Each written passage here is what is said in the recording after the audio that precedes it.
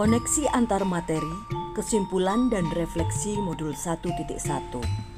Assalamualaikum warahmatullahi wabarakatuh. Salam dan bahagia. Perkenalkan, saya Rimta Zalsalina, mengajar di SMP Negeri 14 Malang.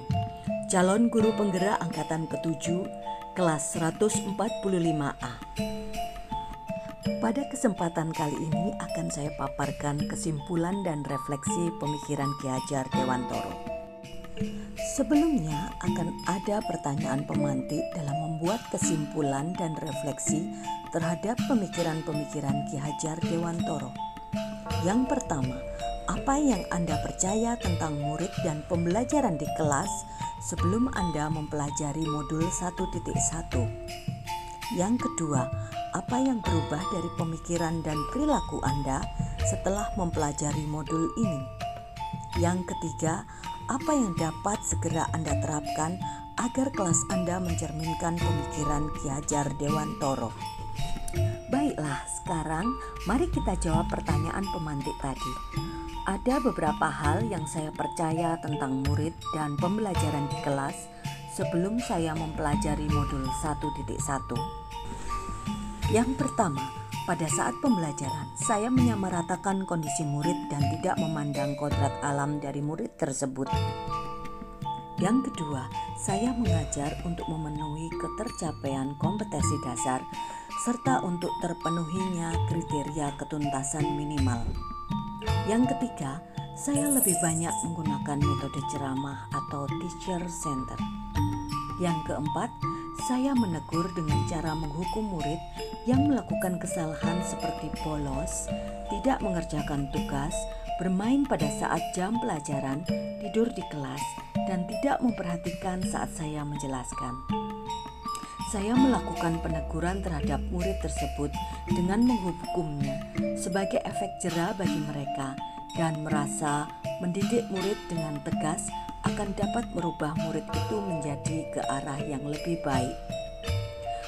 Namun, ternyata perubahan yang terjadi cuma didasari oleh rasa takut dan bersifat sementara, bukan atas dasar pribadinya. Berikutnya adalah jawaban dari soal pemantik yang kedua. Hal yang telah merubah pemikiran atau perilaku saya setelah mempelajari modul 1.1. Yang pertama, saya sebagai pendidik membimbing dan menuntun murid, di mana murid diberi kebebasan. Dengan tuntunan guru membuat murid tidak kehilangan arah dan membahayakan dirinya. Yang kedua, saya harus dapat mengarahkan murid dan mengetahui keadaan kodratnya. Dan dalam menuntun kita diharapkan untuk lebih sabar dan ikhlas, karena dalam konsepnya kita harus membahagiakan murid. Jawaban untuk soal pemantik yang ketiga. Hal yang segera bisa saya terapkan dari pemikiran-pemikiran Ki Hajar Dewantoro adalah: yang pertama, saya akan lebih sabar dalam membimbing murid, tidak akan memberikan hukuman fisik, mengenali lebih dalam karakter dan latar belakang murid, keluarga atau lingkungan dengan menjalin komunikasi dengan orang tua. Yang kedua, saya akan lebih dalam menggali diri untuk mengenali profil pelajar setiap siswa, sehingga dapat memetakan tindakan dan memberikan motivasi untuk mengembangkan kodrat alam yang mereka miliki di masa kodrat zaman yang akan dilalui.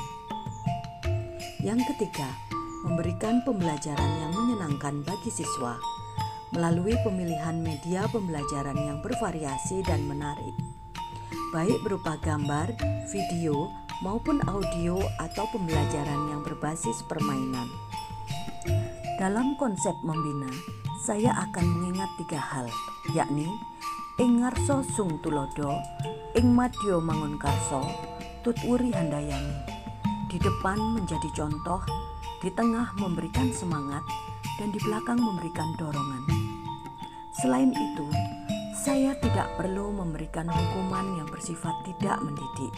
Namun yang harus saya lakukan adalah memberikan teladan agar murid bisa melihat dan mencontoh untuk bekal mereka kelak. Memberikan pembelajaran yang menyenangkan bagi murid dengan mencoba berbagai macam model pembelajaran lebih merdeka dengan konsep pembelajaran yang dicontohkan oleh Ki Hajar Dewantoro. Berikut kesimpulan pemikiran Ki Hajar Dewantoro dari paparan saya tadi. Pendidikan yaitu menuntun segala kodrat pada anak agar ia mampu mencapai keselamatan dan kebahagiaan yang setinggi-tingginya, baik sebagai manusia maupun sebagai anggota masyarakat. Pendidikan sejatinya berpusat pada murid. Guru sebagai pendidik perlu menghamba pada siswanya. Sekian, terima kasih. Semoga bermanfaat. Wassalamualaikum warahmatullahi wabarakatuh.